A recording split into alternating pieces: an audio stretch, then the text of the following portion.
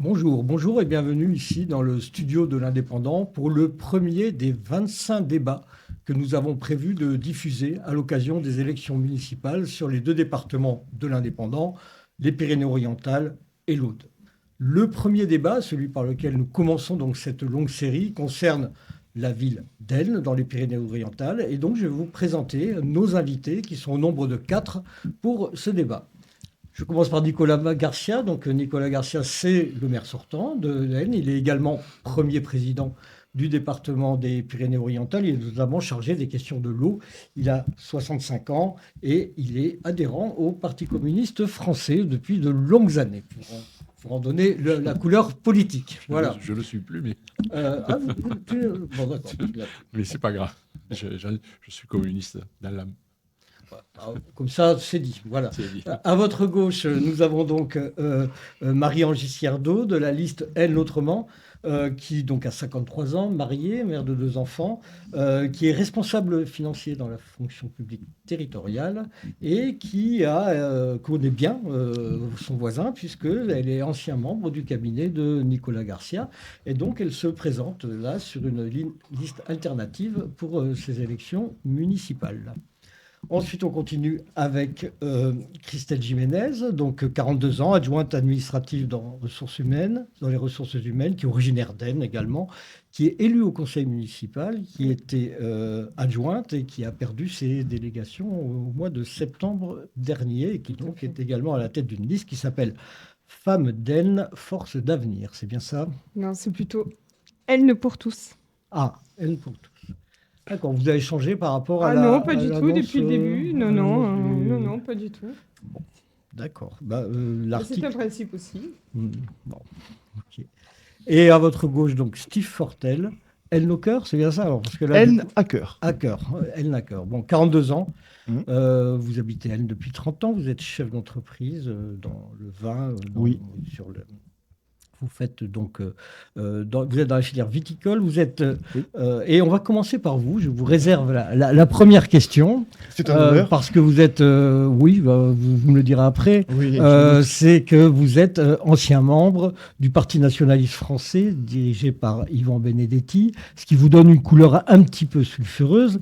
Et c'est pour ça que la première question, c'est comment vous vous situez aujourd'hui vis-à-vis de cette appartenance ancienne? Est-ce que pour vous c'est de l'histoire ancienne? Est-ce que vous êtes toujours proche de la droite nationaliste ou de l'extrême droite? Comment vous situez politiquement par rapport à ce passé, à cette étiquette? Non, vous venez de le dire, ceci c'est du passé.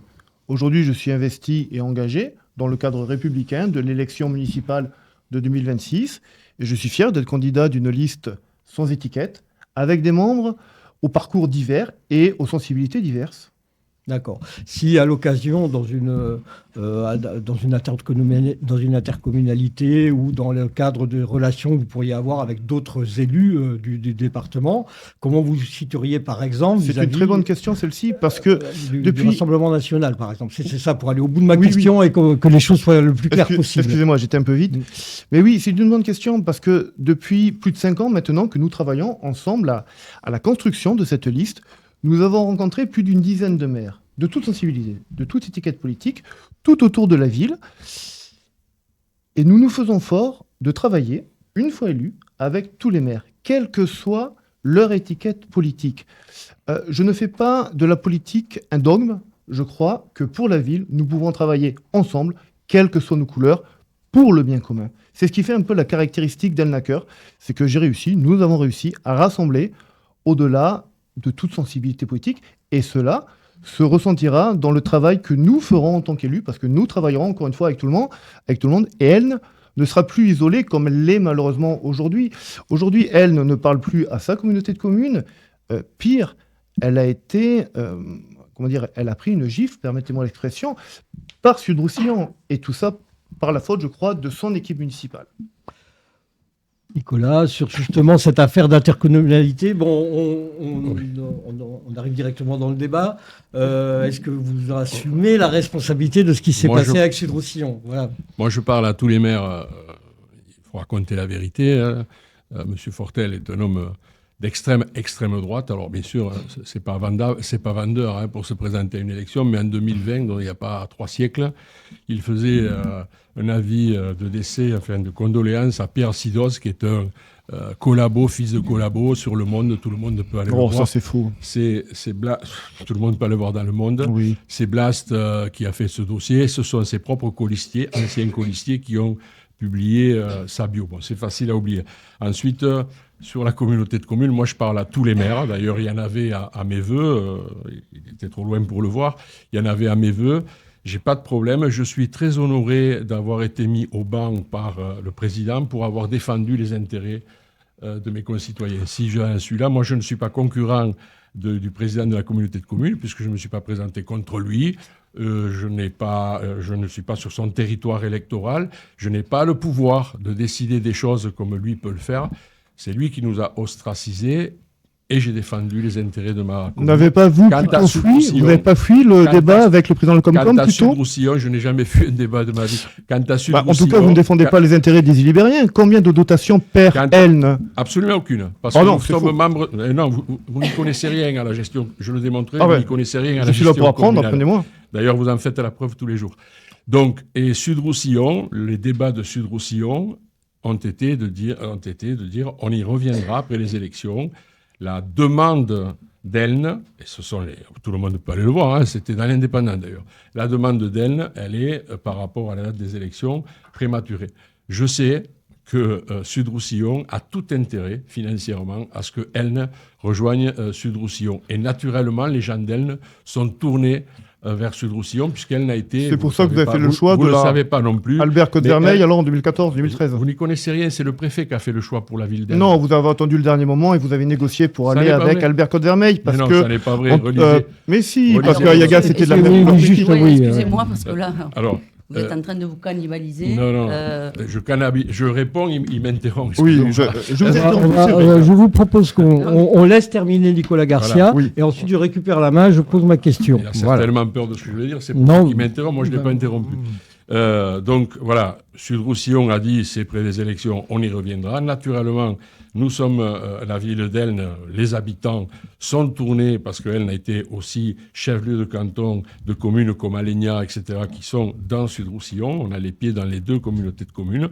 C'est le préfet qui, le 30 décembre 2013, a décidé pour la ville d'Elne d'intégrer Elne dans Albert Côte-Vermeil, qui ne s'appelait pas Illibéry. Si elle s'appelle Illibéry, c'est parce que je l'ai imposé en arrivant, d'ailleurs. Voilà.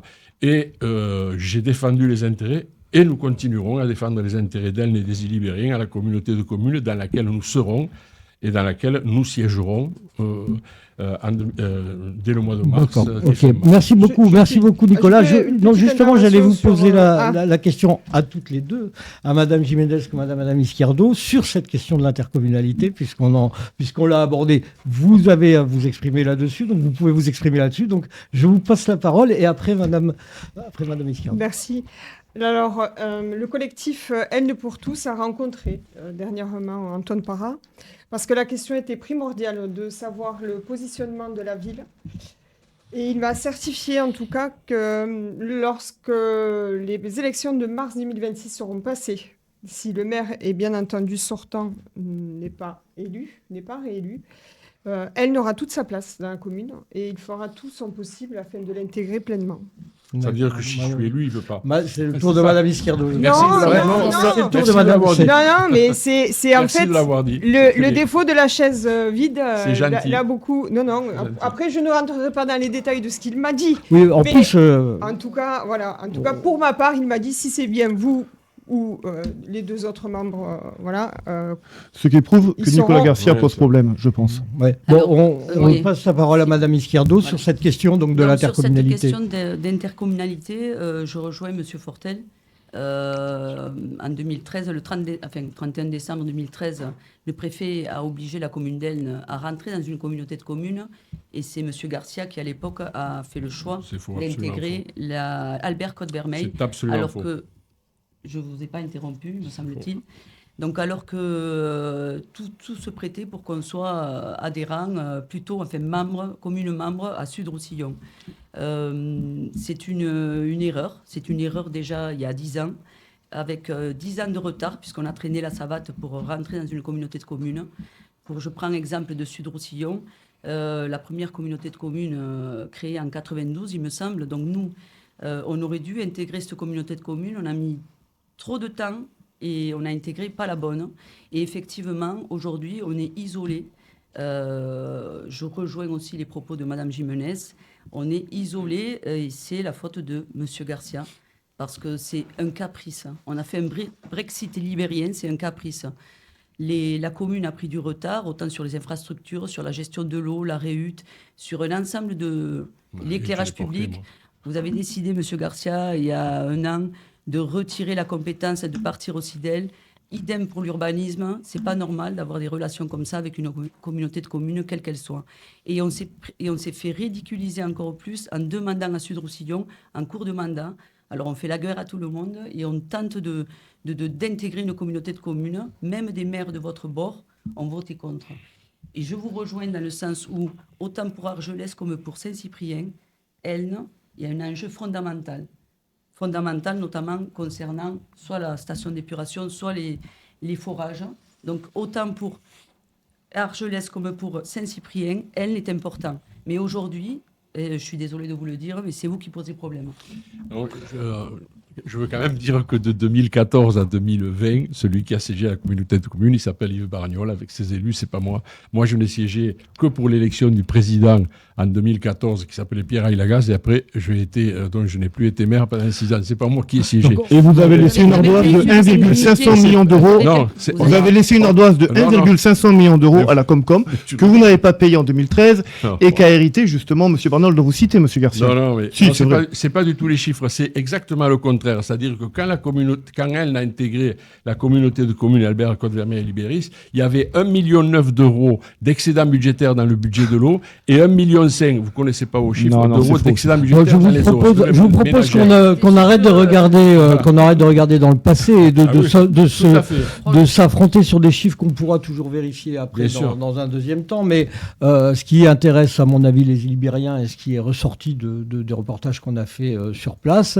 c'est un certain nombre de thèmes sur la vie quotidienne qui sont peut-être un petit peu moins institutionnels que l'intercommunalité, même si je sais très bien que l'intercommunalité a une conséquence sur la vie quotidienne. Ce qui est beaucoup ressorti des demandes des citoyens libériens sur notre reportage, c'est la question du centre-ville notamment. Alors la question du centre-ville, à la fois sur l'aspect dynamisation, sur l'aspect aussi propreté, sécurité, qui est un thème qu'on retrouve dans quasiment tous les villages aussi, il faut quand même le dire. Pour entamer cette question-là, moi je vais d'abord passer la parole à M. Garcia en tant que maire sortant par rapport à tout ça, et ensuite on va faire un tour de table sur cette question-là. Qu'est-ce que vous pensez de ce qui ressort des remarques des citoyens ? Écoutez, moi j'ai un sondage là sous les yeux qui a été fait par la liste Elle Autrement. Si je ne me trompe pas, c'est la liste de Mme Izquierdo. Et alors, je ne remets pas en cause, on a questionné 4 personnes, bon, on tombe sur qui on tombe, mais je regarde, 60% des gens qui ont répondu, il y en a 400, ce n'est pas un vrai sondage, mais il y a 400, c'est un peu plus que 4. 60% disent qu'il faut un pôle de santé renforcé avec des médecins spécialistes et nouveaux services. Ça me paraît être bon pour la gestion communale. C'est en train d'être fait. On a 5 médecins, le 6e est recruté, on a grandi le centre de santé. 55%. On vous pose la question par rapport disent un parc urbain. S'il vous plaît, effectivement, on va revenir sur la question du centre de santé. C'était la question du centre-ville. La question que M. Mathis a posée, c'est est-ce que c'est des choses importantes qui préoccupent les gens ? Moi, je vous dis, je lis un sondage, c'est pas le mien, c'est le sien. 69% des là, il n'y a personne qui parle de propreté. Je vous propose qu'on arrête de s'écharper sur le travail des uns et des autres. Il y a une question qui est posée, on viendra sur la question de la santé, c'est une des questions qu'on avait prévu d'aborder, donc qu'on va aborder sérieusement. Donc, le centre-ville, Nicolas, et après on tourne avec les différents, on va tourner dans ce sens-là, d'accord ? Je n'ai pas de souci sur le centre-ville, simplement je voulais dire que la question que vous posiez, c'était celle-là. Donc je dis, oui, il y a des choses qui intéressent plus les gens que ça. que la propreté, etc., même si c'est important. Donc les centres-villes, chacun peut constater dans sa commune, à l'exception d'une ou deux communes dans le département, que les centres-villes connaissent tous, il y a des reportages à longueur de télévision, connaissent tous des difficultés et elles n'y échappent pas. Je rappelle que je suis élu depuis 2020, mais qu'avant 2020, il y avait une autre municipalité et qu'elle a été tout aussi en échec. Je rappelle aussi que dans la dernière période, en cœur de ville, il y a au moins 5 magasins qui se sont installés, fleuristes, qui habillent, le petit café qui est monté sur la route nationale. Il y a maintenant une couturière qui va s'installer. Il y a un nouveau gars qui s'installe dans les primeries. Donc, il y a des choses qui se passent. Mais c'est insuffisant. C'est insuffisant. Les cœurs de ville souffrent. Donc, aujourd'hui, ce que nous faisons, et c'est lancer, par exemple, nous allons rendre le cœur de ville piéton, sauf riverain. Les bornes escamotables vont être mises, c'est-à-dire qu'on va renforcer la qualité de vie sur la ville basse. Sur la route nationale, ce n'est pas encore acquis parce qu'il y a un débat pour savoir le temps de piétonisation. Il y a la salle Helena qui est aussi le projet lancé de la salle Helena. Nous avons budgétisé la toiture pour la réparer et ensuite un bureau d'études. Et il me semblait, excusez-moi Nicolas, mais il me semblait que pour la salle Helena, le devis de la toiture avait été déjà fait et les travaux devaient commencer déjà en 2025. Bien sûr, mais comme vous devez savoir, si vous prétendez être maire, que les budgets, ça se gère sur le temps. D'accord ? Et on ne peut pas tout faire en même temps. Paris et Sainte-Marie ne se sont pas fait en un jour, dit le proverbe catalan. Salle Helena que vous avez abandonné pendant vos 2 premiers mandats. Salle Helena que vous avez abandonné pendant vos 2 premiers mandats, monsieur le maire. Si vous m'interrompez tout le temps, ça ne marchera pas. Pendant les 2 premiers mandats, il y avait des choses à la salle Helena qui se passaient. Si vous étiez intéressé à elle, vous le saurez. Je m'intéresse à elle depuis 30 ans. Il y a le centre-ville dont il y a tout ce qui est salle Helena et autour de la salle Helena. Et nous préemptons, à chaque fois qu'il est possible, par exemple, des bâtiments, quand on peut le faire avec l'établissement public foncier régional pour soulager nos finances, nous préemptons des bâtiments qu'ensuite nous mettons à disposition de commerçants. C'est ce que nous sommes en train de faire aujourd'hui pour essayer de faire venir un nouveau restaurant.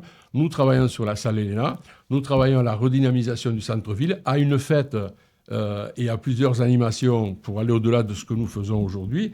Et effectivement, on voit aujourd'hui une relance de la route nationale avec 2, 3, 4, 5 commerces qui Nicolas, viennent s'installer. on va prendre un peu plus de rythme. Moi, ce qui m'intéresse quand même, et on va commencer avec Mme Izquierdo, c'est que les autres candidats nous disent ce qu'ils comptent faire, pas seulement ce qu'ils pensent de Nicolas Garcia, mais ce qu'ils comptent faire pour elle. Donc, et notamment sur ce thème de la redynamisation du centre-ville, sur les difficultés du noyau central du village. Mme Izquierdo, on vous écoute. D'accord. Donc, sur le centre-ville, j'ai vécu 27 ans en ville basse, j'ai grandi en ville basse, donc c'était vraiment un poumon battant, avec des pâtissiers, enfin c'était, voilà, je ne suis pas dans la nostalgie, mais c'était autre chose que ce qu'il y a aujourd'hui. Donc la désertification de ces centres-villes, ça concerne toutes les villes du département, c'est vrai, mais particulièrement à elle, on n'a pas envie de se balader, on n'a pas envie de s'y installer, parce que la ville est sale et elle n'est pas attractive. Donc nous, sur notre... Si vous en parliez un peu mieux. Pardon ? Oui, si vous en parliez un peu mieux. Non, mais alors attendez, voilà, merci. On avance sur le concret. Dites-nous quelles sont vos intentions. Vous êtes là pour ça. Nos intentions, en tout cas, c'est de revoir le plan de circulation. Ça, c'est une certitude. Parce que, d'ailleurs, dans le radio-crochet, il y a l'opticien qui parle, voilà, quand quelqu'un vient à elle... on cherche en l'occurrence le centre-ville et pas la zone d'activité. On a une très bonne zone d'activité. On a une belle gare, une belle plage, on a de belles choses à Aisne, on a un super potentiel. Mais le centre-ville, il est désert et il est abandonné, sale. Pour que des artisans s'installent, franchement, c'est des Mohicans, c'est les derniers des Mohicans. Là, l'imprimeur, la couturière, c'est très bien. Et ce qu'il faut faire, c'est travailler sur la propreté. C'est une des principales causes de ce centre-ville.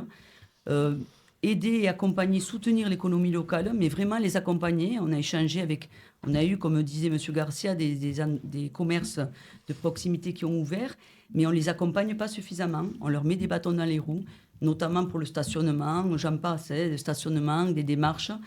Tous ces petits commerces créent du lien.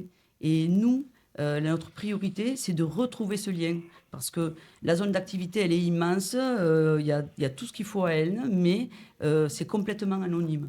Donc, retrouver une âme dans cette ville qui, en 20 ans, a doublé quasiment de population. Et on n'a eu qu'une vision de développer la démographie en perdant l'âme de cette ville. Voilà. Moi, j'ai grandi en ville basse et j'ai de la peine que cette salle Elena soit fermée depuis 25 ans maintenant.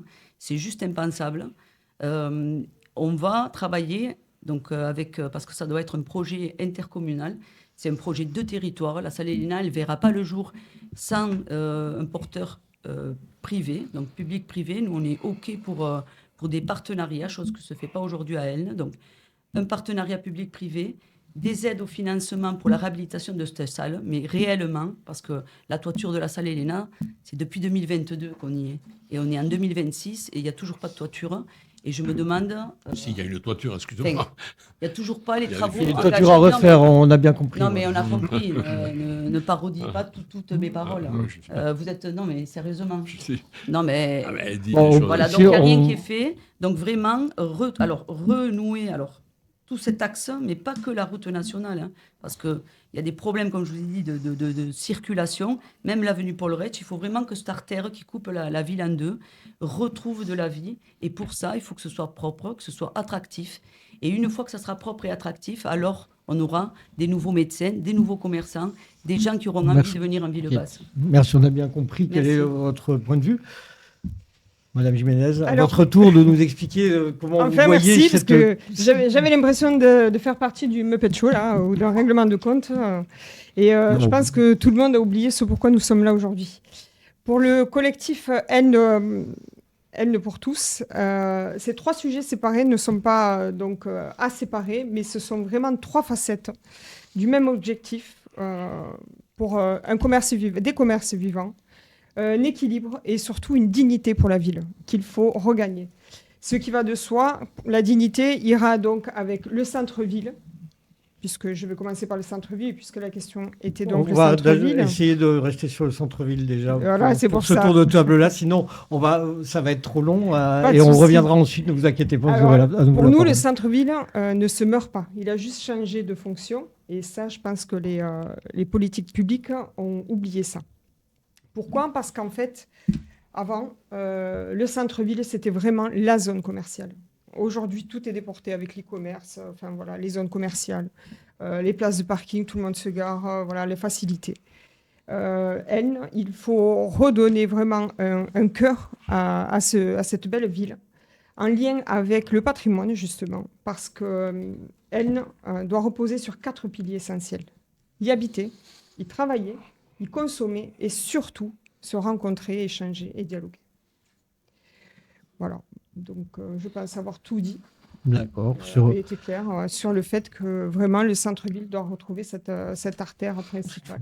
D'accord, ok. Monsieur Fortel, pour le centre-ville d'Elne, qu'est-ce que vous nous proposez ? Alors je rebondis, je crois beaucoup aux rencontres et aux échanges, et c'est très intéressant ce que tu dis là. Mais je voudrais déjà dire que je ne crois pas par contre aux fatalités. Ce n'est pas la faute aux autres si Elne est dans cet état. Ce n'est pas la faute aux Ilibériens, ce n'est pas la faute à l'État, ni au cataclysme, ni aux employés municipaux. Si la Elne est dans cet état, si le centre-ville est aujourd'hui dans cet état, c'est d'abord la faute du politique. Le politique est responsable de sa ville, comme un chef d'entreprise est responsable de son commerce. Donc, vous, en tant que politique pour Elne, qu'est-ce que vous nous promettez ? Qu'est-ce que vous nous proposez ? Nous remettrons les élus au travail. Et je crois que c'est, par rapport au mandat que nous venons de passer, un point primordial de notre programme, remettre l'élu sur le terrain, le remettre au travail, qu'il se réapproprie ses prérogatives naturelles, que sont la gestion de la propreté, on l'a dit, de l'insécurité qui est grandissante à Elne, de l'état des voiries qui n'a pas été entretenu depuis 20 ans, mais aussi des relations, on en a parlé tout à l'heure, avec nos partenaires comme la communauté de communes. Donc pour revitaliser un centre-ville, il faut remettre les élus au travail, tout simplement. Ensuite, plus concrètement, nous partirons, je crois un peu comme tout le monde ici, de la salle Elena, nous l'avons toujours annoncé. Le projet n'est pas encore tout à fait concret. Nous devons déjà avoir un peu plus de tenants et aboutissants, mais pourquoi ne pas y faire des halles commerçantes pour nos producteurs, nos commerçants ? En tous les cas, cette salle doit être un lieu de vie. Elle ne doit pas être un musée parce qu'elle doit attirer les gens en centre-ville pour qu'elle soit le point de départ de cette revitalisation du centre-ville. La ville basse, la ville haute, qui est magnifique, avec un cloître, une cathédrale sublime, et puis ce Camiral, cette route nationale qui aujourd'hui est délaissée malheureusement. Nous accompagnerons cette démarche avec un stationnement régulé. Je ne crois pas, par contre, qu'il faille mettre la route piétonne. Une route piétonne se met lorsqu'il y a du dynamisme dans une ville. Cela s'est fait à Argelès, ça marche plutôt bien parce qu'il y avait de l'attractivité. Aujourd'hui, il faut réamener de l'attractivité en centre-ville. Il n'y est plus. Donc pour cela, il faut du stationnement à durée limitée. Et puis, on vient de le dire, que les élus rentrent dans leurs prérogatives de gestion, tout simplement, de la ville basse. Et tu parlais tout à l'heure des accès, et c'est très intéressant. Aujourd'hui, dans Aisne, on rentre par les sorties. C'est-à-dire que, naturellement, on ne se dirige pas vers le centre-ville. Et ça, c'est une faiblesse. Je crois que si demain, on veut revitaliser la ville basse, la ville haute et sa route nationale, il faut aussi revoir le sens de circulation. Mais il y a tellement de choses à faire. Je rebondis sur... vous êtes 3 candidats et les 3 candidats, vous vous focalisez sur la salle Elena. Mais finalement, la salle Elena, ce n'est pas le noyau, en fait. Ce fut le noyau il y a quelques années, mais aujourd'hui, au jour d'aujourd'hui, elle n'a plus gardé cette âme. Il faudra la faire revivre et nous y travaillons, hein, bien entendu, comme vous. Mais ce n'est pas une priorité. Donc, tu me remercieras, Nicolas. Justement, ce n'est pas à travailler. En tout cas, elle pour tous, ce n'est pas une priorité. La priorité, c'est vraiment refaire venir les commerces, parce que ça, c'est important.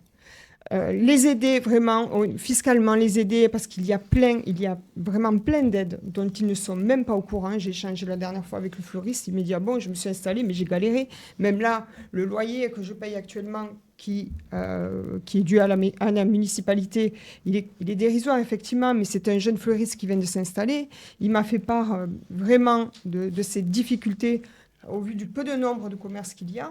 Donc je pense qu'il faut y aller petit à petit. Il faut vraiment refaire revenir des commerces, fleurir, parce que déjà, ça donnera envie, ne serait-ce que ça, de s'y balader, de s'y prêter, de perdre son temps et d'échanger avec les personnes. Et dans un second temps, donc, vraiment voir si relancer en piéton ou pas sur certaines heures, pardon. Mais effectivement, le fait de réintégrer des nouveaux commerces va de soi qu'il faut travailler le stationnement. Justement, j'ai une petite question très concrète à poser quand même, parce que à ce moment, un peu tout le monde veut rénover la salle Elena. On en parle quand même. Bon, j'ai bien compris qu'il fallait mettre un nouveau toit, mais pour en faire quoi Nicolas, pour commencer, M. Fortel, Mme Iscardo, dites-nous ce que vous voulez en faire de cette salle, puisqu'on en parle beaucoup. D'abord, je veux dire qu'il devrait savoir qu'il y a 800 places, je crois que ça doit être la seule ville de la plaine de Roussillon qui est dans cette situation. Il y a plus de 800 places autour du cœur de ville d'Aisne et nous en avons créé 2 et venons de rénover un nouveau parking. Donc, à moins de 5 minutes du centre-ville, vous avez 800 places. On ne va pas les énumérer ici, mais tous les Illibériens savent, l'ancien Boulodrome, Saint-Jordi, pourquoi au centre-ville Et donc, pour les commerces qui s'installent, et parce qu'on a un beau centre-ville, parce qu'on a encore des commerces qui travaillent, et que moi, je n'ai jamais, en 25 ans, même quand j'étais en opposition, dénigré ma ville. Ma ville, elle est belle, je l'aime, il y a des soucis comme ailleurs. On l'aime tous, venez-y. La salle Elena. Alors, la salle Elena, je suis d'accord sur un point, c'est que c'est un élément de la dynamique du cœur de ville. Un élément de la dynamique, pas le seul. Hein. C'est pour ça que je dis, les élus sont au travail et nous allons mettre des bornes escamotables, relever la qualité de vie pour les gens qui y vivent. La salle Elena doit être un lieu d'abord, il y a un petit théâtre à l'italienne au niveau de la route, au premier étage, qui est magnifique, qu'il faut rénover et destiné à des manifestations culturelles. Et il y a tout un rez-de-chaussée qui, lui, peut avoir une fonction sociale, économique. Et donc, il y a, on va dire, un projet, c'est ce qu'on porte dans notre programme, hein, c'est écrit, il est déjà distribué en cours de distribution, social, économique et culturel. Ça veut dire que ça va être un carrefour de rencontres. Ça ne sera pas le seul, mais on peut bâtir autour de ça. Et c'est pour ça que nous appliquons le droit de préemption, c'est-à-dire la possibilité d'acquérir des bâtiments qui se libèrent autour de ce périmètre, parce qu'on pense qu'il n'y a pas que la salle Elena, il y a le tour qui doit être dynamisé. Voilà. Donc, Ok, merci. La conquête Dans l'ordre, j'avais dit Mais on M. construit Fortel et la- Mme Izquierdo sur la salle Elena. on Allez. construit la maison par les Voilà. fondations, pas par le toit.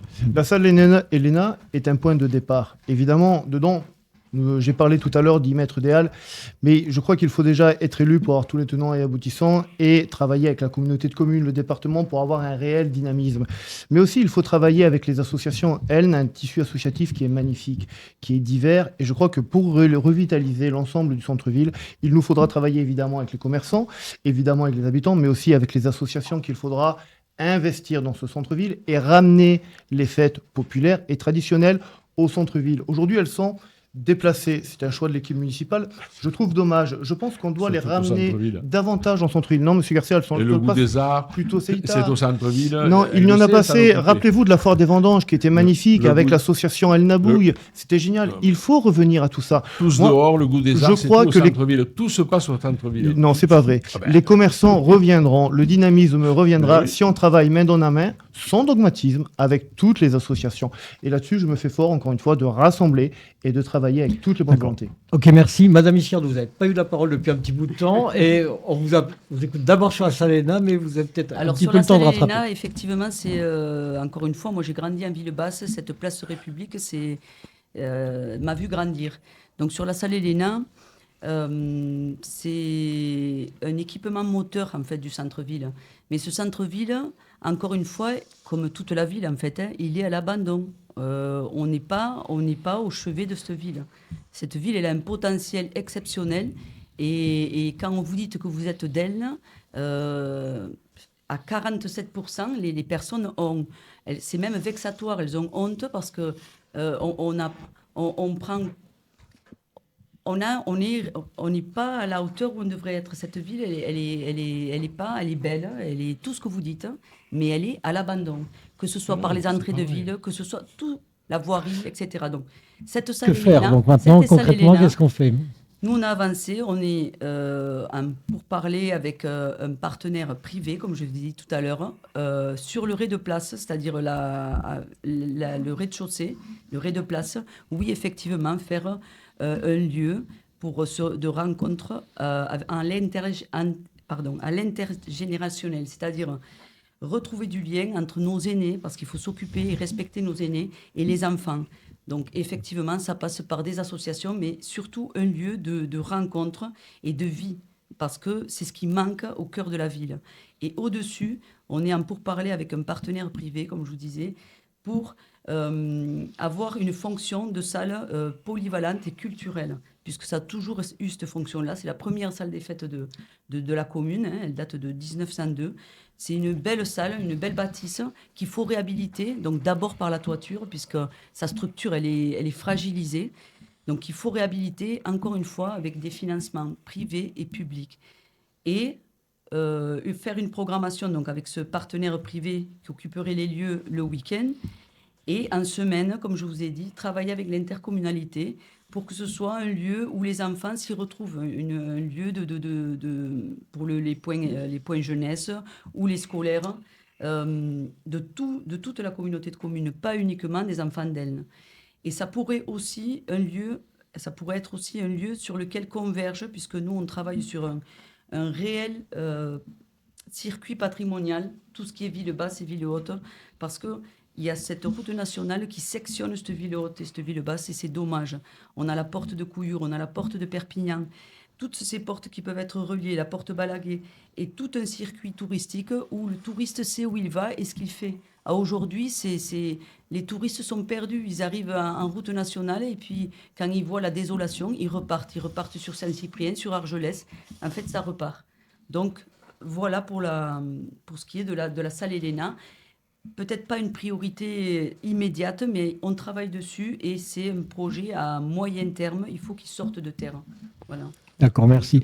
C'est grave qu'on parle de désolation, d'abandon de notre ville, mais c'est une catastrophe. Je peux intervenir, soyez s'il vous fiers, plaît, parce que là, soyez j'aimerais fiers. D'abord, Soyez fiers d'être libériens. Mais nous sommes fiers d'être libériens, monsieur. On va écouter Madame Jiménez. Je rappelle quand même, parce que comme personne n'a jamais géré de ville ici, ni quoi que ce soit, ça va venir. Le quartier politique de la ville et que pour avoir les subventions, il faudra que ce soit un projet qui corresponde au quartier politique de la ville. Sinon, il n'y aura pas de subvention. Ça, c'est un fait. Madame Jiménez, oui, mais je disais, tout le monde finalement dit qu'il est peu fier de sa ville. Moi, au contraire, on est fier de la ville. Non, mais on aime notre ville. Marie-Ange, il faut retrouver la fierté d'être d'elle. Elle est mal gérée, mais on aime notre ville. Sauf que quand tu dis que forcément tu as honte quand tu parles avec les gens, moi j'ai pas honte. Attends, moi j'ai pas honte. Moi je suis très fière de ma ville en fait. La seule chose que vous oubliez, c'est que effectivement, quand on parle d'elle, vous avez une très belle zone commerciale. C'est là où je me questionne en fait, parce que le cœur de la ville, c'est vraiment le centre. Et bien avant de parler de la salle Elena, je suis désolée, en tout cas pour nous, bien sûr, elle pour tous. La question, il est dans le programme. J'y viens. C'était la question, la salle Elena. J'y viens. D'accord. Je suis minutée. Bon, merci. Pour ce qui est de la salle Elena, elle ne sera pas en priorité pour nous. Parce que ce n'est pas ce qui va refaire venir du monde.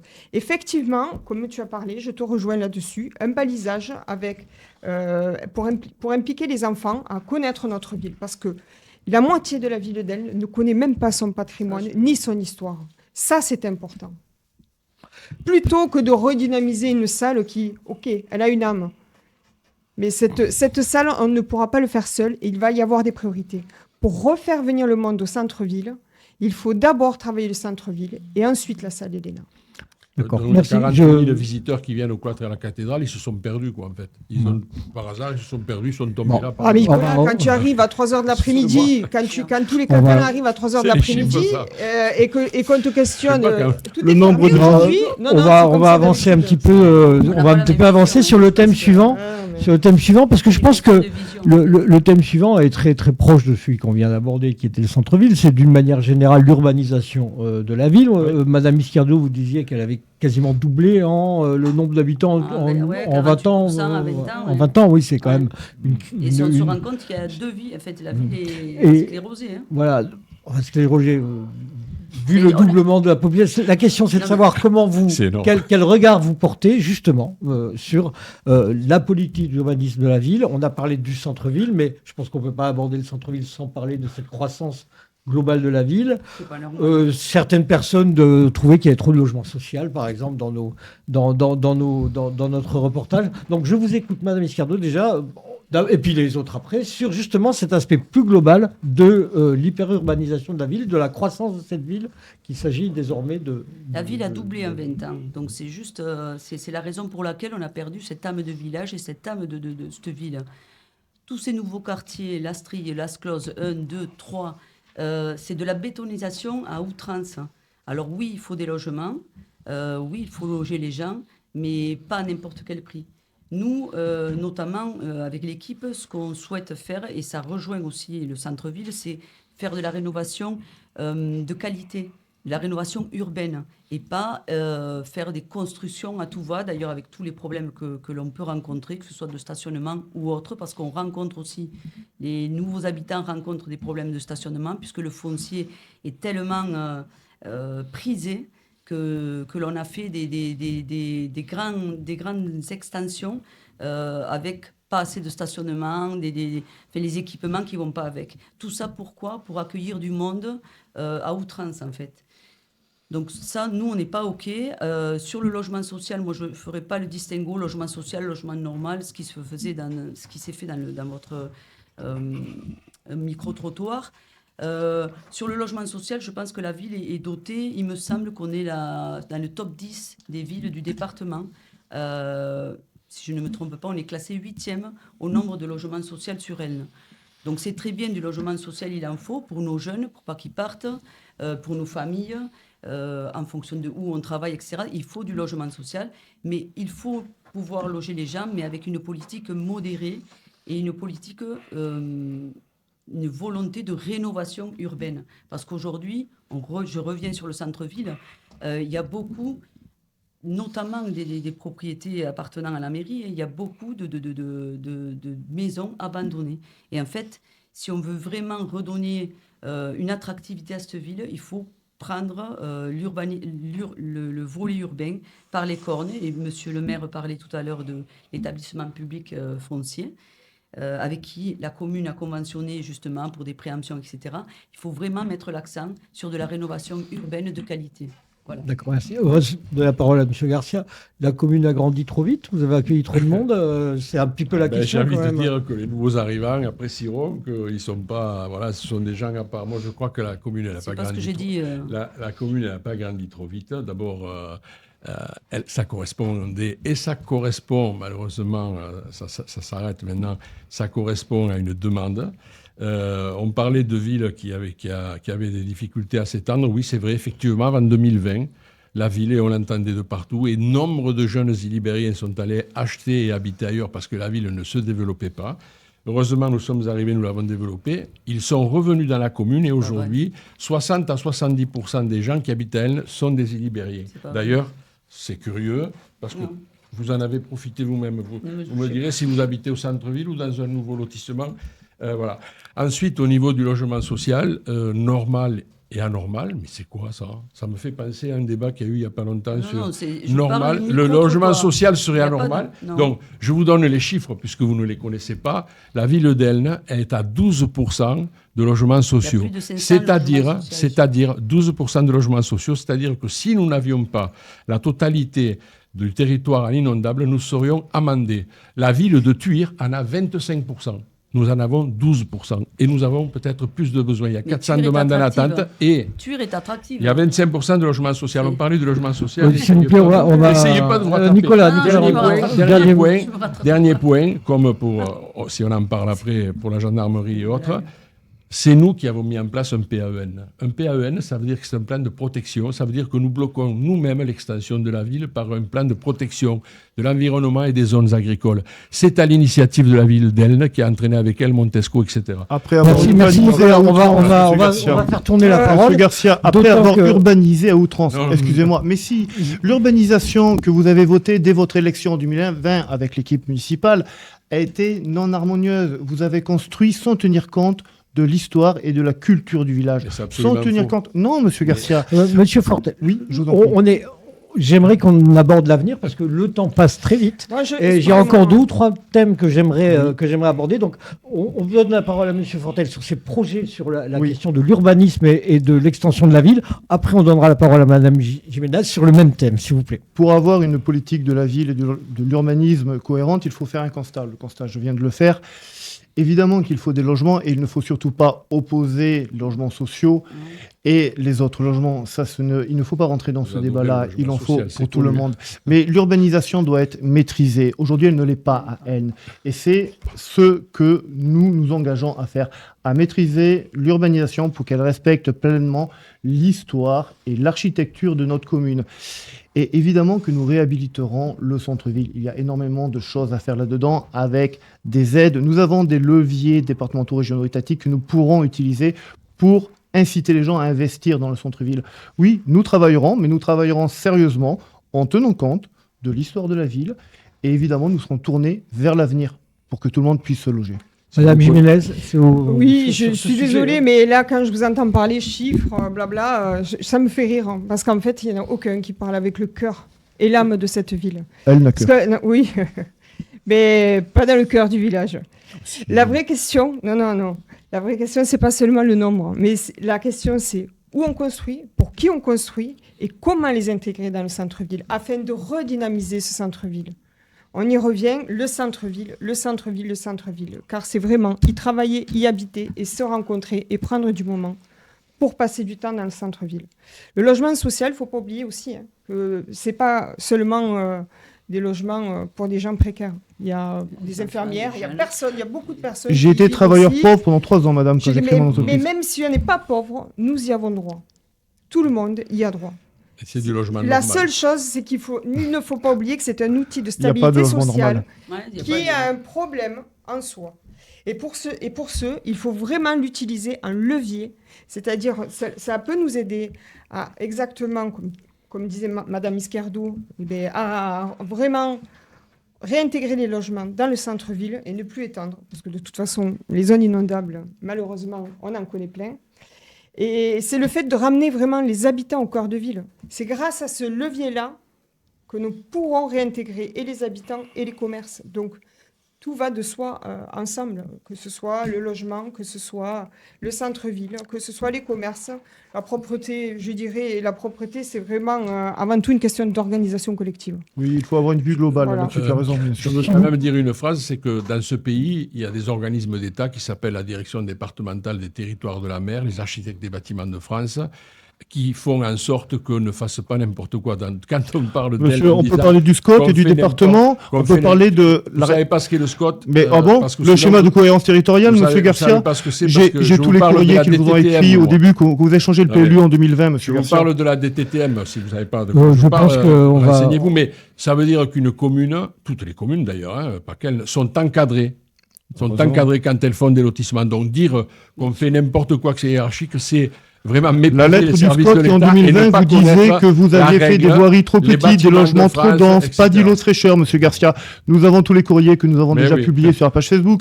De la préfecture, nous avons votre réponse aussi. On va avancer un petit peu sur... reprocher les îlots de fraîcheur et dire qu'il n'y en a pas. Oui, il n'y en a pas. Un coup, tu les reproches, un coup, tu les reproches pas. Non, pas du tout, monsieur Garcia. Ce que je vous reproche, c'est l'urbanisation massive et incohérente. C'est tout. Du logement ayant faux. Je dirais aux gens qui y habitent. Il faut être cohérent. Non, mais les gens qui habitent, heureusement qu'ils sont venus, c'est une richesse pour elles. On va avancer un petit peu sur deux autres thèmes dont les uns et les autres, s'il vous plaît, vous m'avez parlé en préparant ce débat. Le premier thème, c'est la santé. Notamment, ça tenait à cœur de Nicolas Garcia, qui va nous parler donc de ce thème-là. On va faire un tour de table là-dessus. Et le deuxième, venait plutôt de Mme Izquierdo et de M. Fortel, c'était les mobilités douces, notamment les pistes cyclables et ce genre de choses. Mais pour commencer la santé, on fait un tour de table sur cette problématique-là qui est quand même très quotidienne et qui intéresse en premier lieu les habitants. Écoutez, nous avons... C'est moi qui commence. Oui, c'est ce que j'ai dit. Nous avons créé, et nous n'en sommes pas peu fiers, parce qu'on a été moqués par notre opposition, on a été moqués par d'autres maires qui maintenant nous copient. On est les seuls à avoir fait ça. Perpignan avait un petit centre qui s'est cassé la gueule, qui était fait sur la base du dispensaire. Donc nous avons créé un centre municipal de santé, avec aujourd'hui 5 médecins, et le centre municipal de santé est à l'équilibre financier. On a 5 médecins. Si personne n'a osé faire ça avant, et notre opposition, d'abord il y a des membres... Non, nous n'avons jamais été contre le centre français, c'est pas vrai, monsieur. Arrêtez d'interrompre. Gardez votre calme. Mais je garde mon calme, tout à fait. Je souris même. Mais ne mentez pas, nous n'avons jamais été contre. Non, nous déplorons ce que vous avez à dire. Nous déplorons le départ des médecins généralistes.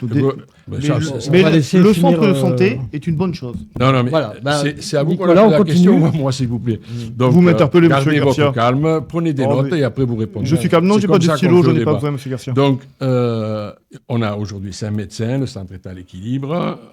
Si on n'avait pas fait ça, alors que notre opposition, dont certains membres sont sur la liste de ce monsieur, a voté contre, c'est vérifiable. Je ne suis pas élu, monsieur Garcia. Je n'ai pas pu voter contre. Certains membres de votre liste, qui étaient élus au début du mandat, ont voté contre ce centre de santé. Je m'excuse, c'est comme ça, vous n'avez qu'à vérifier les délibérations. Monsieur Garcia, je répète, le centre de santé n'était pas une mauvaise chose. Mais non, mais vous m'attaquez. Ce n'était pas une mauvaise chose. On va avancer, Nicolas, le temps passe très vite. Non, mais je comprends qu'il soit gêné, mais je ne suis pas gêné. On va avancer. Donc on a aujourd'hui 5 médecins, on est en train de finir l'extension avec 2 ou 3 cabinets supplémentaires. Il y a un interne qui vient d'arriver, puisqu'on a un médecin qui est formateur, et on a signé le contrat de travail avec la 6e médecin, ce qui fera 7 avec l'interne, la 6e médecin qui arrive au mois de septembre, et donc le centre municipal s'est agrandi. Voilà, je crois que c'est important parce que si on n'avait pas fait ça, et c'était un pari de le faire, et c'était un risque vu les finances de la commune, peu de gens ont fait ça avant. Voilà, aujourd'hui, il y a plein de gens qui viennent nous voir et qui le visitent, etc. Et donc, on a répondu à ce besoin qui était un besoin pressant. Quand, vous savez, quand les gens vous disent, ça c'était la campagne de 2020, vous parlent plus souvent du médecin qui te dit « trouve-moi un médecin plutôt que des crottes de chien », ça veut dire qu'il y a un vrai problème. Aujourd'hui, peut-être ils parlent un peu plus de la propreté parce qu'ils sont tranquilles sur les médecins. Je veux préciser quelque chose. Non, nous avons perdu 3 médecins, monsieur. Je veux préciser quelque chose parce que c'est très technique et je sais que c'est un problème. Aujourd'hui, le maire, bien que ce soit des employés communaux, n'intervient jamais dans le choix des patients. Donc, il ne faut pas appeler la mairie pour avoir une place. Et deuxièmement, nous ne pouvons pas donner la priorité, c'est illégal, aux gens d'Elne pour être soignés. C'est illégal. Mais dans ce cas-là, pourquoi la municipalité d'Alenia le fait, par exemple ? Parce que quand on se retrouve c'est une grave accusation. Moi, mon médecin est à Alenia et on ne m'a pas refusé. Mon médecin est Mais justement, c'est une grave accusation, c'est ce que je suis en train de dire. C'est illégal. Eh ben non, Si mais tu l'as justement. entendu, c'est Non, illégal. Tu je l'ai répètes pas une entendu. rumeur. J'étais au téléphone. J'ai téléphoné pour une dame âgée et qui s'est vue refuser à Alenia parce que justement, le prétexte, Enfin, là, c'était elle n'était pas parle bien dans de l'Alenia. Oui, exactement, on s'occupe moitié, des élections oui. à l'ENIA, là, ici. Le hein. centre, non mais je veux vraiment interdit. pointer du doigt qu'en fait, au niveau du centre de santé, combien sont habitants d'Elne? Oh, ben sur Sur la patientèle? 6 ou 7 000, il y en a près de 80%. Eh bien alors, je dois connaître le peu de restant. Ouais, ouais, non, On va avancer un petit peu, Nicolas. Nicolas. On va passer la parole À la mairie. à Madame Izquierdo Qui a sur peu le beaucoup sujet. occupé. Sur le sujet Alors, santé. le centre de santé, le centre municipal de santé est une très bonne chose. Mais cela n'empêche pas que des médecins installés individuellement partent quand même. Puisqu'on avait un médecin qui était à Épicentre, par exemple, qui est parti pour Saint-Cyprien, me semble-t-il. Encore une fois, des médecins qui partent parce que je rejoins la même chose que pour les commerçants. Moi, j'ai été commerçante. Moi, je ne m'installerai pas à Elne. Aujourd'hui, je m'installerai à Thuir ou ailleurs, où c'est plus attractif qu'à Elne. Donc, pour les médecins, c'est la même chose. Le centre municipal de santé, c'est une bonne chose, mais ça n'empêche pas qu'il y a une hémorragie à côté et qu'il y a une course, une concurrence, comme disait M. Garcia, entre collectivités pour récupérer des médecins parce qu'il y a une vraie problématique. Donc nous, ce centre, ce qu'on veut, c'est... on tentera, moi dans l'équipe, il y a 2 personnes qui travaillent dans des cliniques, hein, et on tentera effectivement d'étoffer notamment l'offre de soins de spécialistes, parce que les médecins généralistes, c'est un problème, mais les spécialistes, c'est encore plus. Donc on travaillera à étoffer ce centre, parce que c'est effectivement une bonne chose pour les Ibériens. Merci. On va accélérer un petit peu, peut-être Madame Jiménez, Monsieur Fortel, et on repartira de Monsieur Fortel qui nous parlera de la mobilité douce, puisqu'il avait envie d'aborder le sujet. Et d'abord, Madame Jiménez sur la santé. Effectivement, le centre de santé, je ne suis pas contre, j'ai été pour, et c'est une très bonne chose. Ah ben non, mais il faut reconnaître ce qui est à César, hein. Il n'y a pas de souci pour ça. La seule chose, c'est qu'effectivement, il est très bien implanté. La pharmacie est très bien implantée aussi. Il y a beaucoup de kinés et autres tout autour. Donc, je rejoins Nicolas Garcia, malheureusement, à mon grand désespoir. Devoir admettre que ce centre de santé est très bien. Mis à part, qui pour moi, je trouve ça important, de privilégier les citoyens d'Elne, car c'est une priorité. Madame Izquierdo, vous parlez de faire venir de la pluridisciplinarité médicale. Je pense que vous allez avoir beaucoup de mal. Mais alors, je vous le souhaite, mais je pense que vous allez avoir beaucoup de mal parce que ça, c'est un fléau. C'est un fléau sur toutes les communes et plus personne ne prend de nouveaux patients, que ce soit même jusqu'à après Perpignan.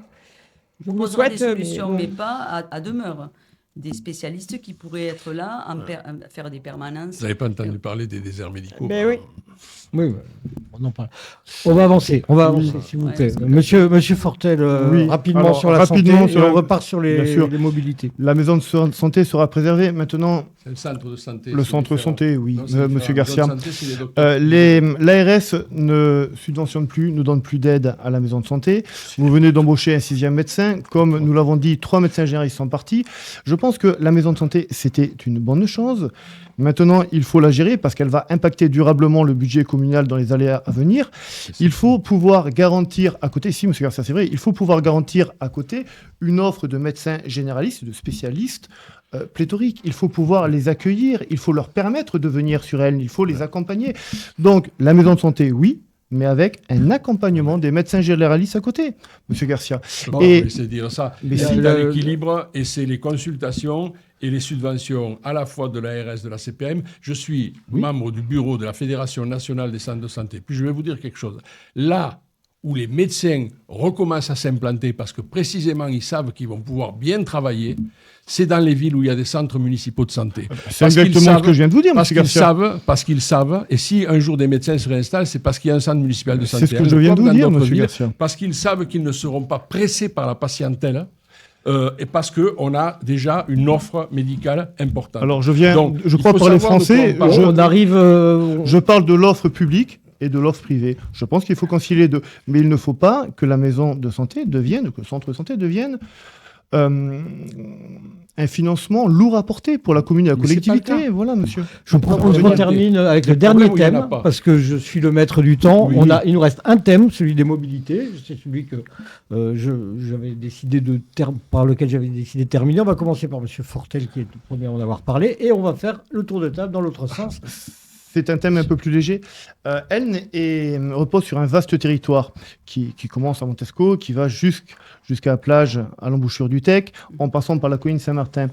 Et nous sommes une des seules villes sur laquelle il y a peu de pistes cyclables et de sentiers pédestres sur son territoire. Et je trouve ça dommage vu l'implantation d'Elne qui est au cœur de son territoire. Tout autour de nous, les villes et villages construisent des pistes cyclables. Mais elles se relient entre elles, mais pas avec Elne. Et ça, je crois que c'est dommage. On peut réussir à travailler cela. Encore une fois, si Elne n'est pas isolée, en travaillant avec nos partenaires, en travaillant avec la Comcom, la communauté de communes, en travaillant avec les maires des villages à côté, pour créer un réseau de pistes cyclables agréables pour toutes les familles et tous les îles ibériens. Nous pouvons aussi parler de la passerelle sur le Tech, qui est un projet qui doit se faire avec le département, si, bien sûr, qui est d'ailleurs réfléchi, étudié depuis de nombreuses années, mais qui n'est pas acté, peut-être par manque de volonté. Il y a quelque chose à faire pour relier Mais Elne si elle est actée, ils ont Albert. fait les ponctions dans le Tech, mais si vous ne le savez pas, renseignez-vous. C'est incroyable de En tout dire cas, c'est un n'importe enjeu quoi. important, la connexion C'est de la un enjeu jeunesse important, et- n'importe. D'abord, vous avez commencé par dire que vous la financeriez, ce qui est totalement impossible. Non, C'est pas je de n'ai votre jamais dit que je la compétence. C'est financerais. écrit dans vos papiers. On avance. c'est- On avance. c'est On va faux. écouter. On va reprendre. On n'a plus C'est beaucoup de faux, temps. monsieur. On va Je vous écouter permets Madame d'écouter, Jiménez sur voilà, le sujet. Je N'importe vous quoi. permets d'écouter ce que pense le collectif N pour tous. Au niveau de la mobilité, effectivement, je pense que prioritairement, si nous avions une bonne entente avec la communauté des communes, nous ne serions pas écartés et nous aurions à ce jour, je pense, déjà une connexion beaucoup plus importante avec d'autres villes aux alentours. Madame Iscardo. Donc oui, je confirme ça. C'est-à-dire que la connexion avec Argelès, c'est juste impensable qu'on ne l'ait pas. Tout un circuit à boucler, on est connecté avec personne en fait. On est vraiment, encore une fois, isolé. Et je profite de la question parce que M. Fortel a parlé de l'embouchure du Tech. Je me suis fait dernièrement malmener, je dirais, traité d'homophobe par mon voisin. Alors que donc je tiens à m'excuser auprès de la communauté gay parce que nous avons été maladroits dans notre communication de poste, effectivement. Mais le sujet, c'est strictement le respect de la loi et l'usage légal d'un espace public. Pourquoi je vous dis ça? C'est parce que l'embouchure du Tech, on est en zone Natura 2000, c'est limitrophe avec Argelès, une zone naturiste où il y a de la faune, la flore, des dunes, enfin vraiment quelque chose d'exceptionnel. Et nous, l'idée, comme je vous parlais du circuit touristique en ville haute, ville basse, c'est aussi, puisque elle a la chance d'avoir une gare, c'est de connecter la gare, le centre-ville, à, par exemple, la plage du Bocal du Tech en passant par des chemins vicinaux. On en a plein à Elne. Ils sont en très mauvais état, mais ils existent. Et connecter avec des mobilités douces, donc des vélobus ou autres, tous les nouveaux déplacements que l'on connaît, pour que les touristes, un tourisme de sylvotourisme, des tourismes de qualité, pour visiter justement cette zone naturelle qui est la plage du Bocal du Tech. Voilà. Donc je regrette d'avoir été traité d'homophobe, Monsieur Garcia. On se connaît depuis assez longtemps, je pense, pour avoir détourné ce débat. C'est dommage. Vous venez de reconnaître que vous avez fait une erreur. Non, j'ai fait une erreur. Ça a été une maladresse. J'ai pas été le seul. Non, mais je bon, crois qu'on tout a vient été des d'un milliers panneau. à être outrés Alors, par je ça. reviens sur le centre-ville, excusez-moi, mais j'ai besoin très de bien. revenir. Tout vient sur un panneau quand même, un panneau illégal accroché en pleine route nationale qui fait la promotion, justement, d'aller faire des pratiques et des usages illégaux d'un espace public. C'est un gros problème pour elle. Ça, c'est vraiment ça. D'ailleurs, C'est pas un gros Un problème. énorme problème. Vous allez me dire que ça existe depuis des Je vous années. propose d'ailleurs. excusez-moi, Est-ce que je peux dire un mot sur les mots? Non, non seulement vous pouvez dire un mot, mais je vais vous dire, on arrive à l'heure de débat, ce qui est largement plus que ce qu'on avait prévu. Donc, je pense que tout le monde a pu s'exprimer correctement. On termine pour conclure sur cette question des mobilités douces. Et je pense qu'on va clôturer le débat. Je pense qu'on a fait un tour assez complet des problèmes de la commune. Tout à fait. Donc, je vous en remercie tous d'ailleurs. Mais on termine donc là-dessus. Mobilité douce, Nicolas Garcia. Donc je suis le maire d'Elne qui a fait le plus de pistes cyclables. C'est comme ça. Oui, il y en a pas, il y en a. Il y en avait pas quand il y en a pas quand je suis arrivé. Il y en avait pas quand je suis arrivé. Il y en a beaucoup, beaucoup plus. Il en manque beaucoup. Je voudrais vous expliquer comment ça fonctionne parce que j'ai heureusement 2 casquettes. Quand on veut faire une piste, d'ailleurs la piste qu'il y a au Bocal du Tec, cyclable qui est partagée, qui est au Bocal du Tec, depuis la littorale jusqu'au Bocal du Tec, elle a été à la charge unique de la mairie. C'est la mairie qui l'a fait avec le département, parce que c'était en zone communale. Donc quand on veut faire une piste cyclable intercommunale, il faut 2 conditions. Je le sais, je suis impacté comme premier vice-président du département. Il faut une convention tripartite. Une convention tripartite entre la commune, le département et la communauté de communes. Donc moi, je n'ai pas le pouvoir de ne pas signer pour la communauté de communes. J'ai signé pour la commune, j'ai signé pour... Enfin, le département a signé pour le département. Et si il n'y a pas de piste intercommunale, c'est parce que... Vous êtes aussi isolé que ça ? Le président de la communauté de communes n'a pas signé la convention tripartite. Et Alenia Et avec la Tour Basel, non ? La Tour Mais Basel on n'est pas dans la même communauté de communes. Non, mais vous pouvez travailler avec. Les pistes intercommunales sont de la compétence de l'intercommunalité. Vous devriez le savoir. Mais bien sûr Vous qu'on le devriez sait. le savoir. On parle de Donc, coopération je ne peux entre pas villages, faire monsieur une Fortel. piste avec c'est la lesquelles Tour que vous avez faites, pourquoi pas Toutes celles qui rejoignent le collège, celles qui rejoignent le collège, la pharmacie, celles qui vont Excusez-moi, au mais centre, il faut aller voir. celles qui vont... Aucun des 3 ne fait de vélo. Là. Non, si, Donc, vous voilà. vous trompez. J'encourage l'indépendant Voilà. à aller Je voir cours la même, piste cyclable monsieur devant la pharmacie. Monsieur En tout Garcia, cas- je cours le long du Tec. En tout cas, il n'y a pas de piste cyclable le long du Tec. Non, je sais, mais je cours là-bas, je le sais, je le vois et je le déploie. Donc, si vous me laissez Parce qu'on a un terminer... patrimoine Si magnifique vous quand me même. laissez terminer, Ouais, donc il y a des pistes cyclables. Elles sont tout à fait incomplètes. Il y a des voies partagées. Elles sont tout à fait incomplètes. Mais si vous regardez la propagande de certains de nos adversaires et concurrents, il y a quelque temps, on nous disait que c'était inutile de faire des pistes cyclables dans Elne. Maintenant, tout Qui le a monde dit ça veut des pistes cyclables. Aujourd'hui, on ne peut pas à la fois caresser dans le sens du Oui. automobiliste. Moi, il y a aujourd'hui un projet de terminer l'intérieur d'Elne en piste cyclable. C'est dans notre programme, vous pouvez le lire. Et ensuite, d'essayer de convaincre avec la nouvelle équipe municipale et peut-être la nouvelle équipe de la communauté de communes, parce qu'il y aura forcément une nouvelle équipe, peut-être il y en aura une partie renouvelée ou peut-être pas, et donc de convaincre qu'il faut faire ce lien avec... et le département montre sa bonne foi puisqu'il a lancé la passerelle le long du pont du Tec, qui sera une passerelle Encore heureux, vous en êtes le cyclable. premier vice-président. On le sait. Oui. Ouais. Et Voilà. les sondages sont déjà faits. Voilà. Merci Pour beaucoup. l'année des mobilités douces. Une dernière, je vous laisse une rappelle dernière quand même petite nos intervention et après on arrête. Voilà. Tout le monde se base sur l'extérieur, mais qui pense à la commune de mais- quartier à quartier? Non, mais Nous attendez. pensons tous à Bon, commune oui, Christelle. non, mais je suis d'accord. Mais Quand même. est-ce que Christelle. qui sait à l'heure actuelle qu'une navette passe tous les jours, sauf le mercredi, dans Elne? Moi, je le sais. Pour Mais accompagner- si, on la voit. Oui, ben forcément. Moi aussi, je le sais. On le Mais, sait. mais comment elle est mise en avant, cette navette? Qui l'utilise? Personne. Il y a un manque de communication énorme. Non, personne. C'est Non. les 4 petites mamies qui Oui. attendent au bout de la rue pour aller se faire mener à Intermarché ou, là, depuis peu, le centre de santé, qui est très bien. Ça, c'est une Effectivement. bonne chose. Mais les jeunes, Bon. dans tout ça, ils sont où? On va faire la conclusion là-dessus. D'ailleurs, j'indique clairement aux habitants d'Elle qui nous regardent qu'il y a une navette qui est à leur disposition et qui leur permet de se déplacer dans la commune. Je vous remercie, Voilà. je vous remercie pour la tenue de ce débat, monsieur. Voilà. Petite En tout dernière cas, question. non, on est Ah arrivé bon, au non, bout. bon, Franchement, ben comme là. je vous l'ai dit, on va tenir 1 heure et j'espère C'est que les déjà habitants beaucoup. d'Elle auront, Oui.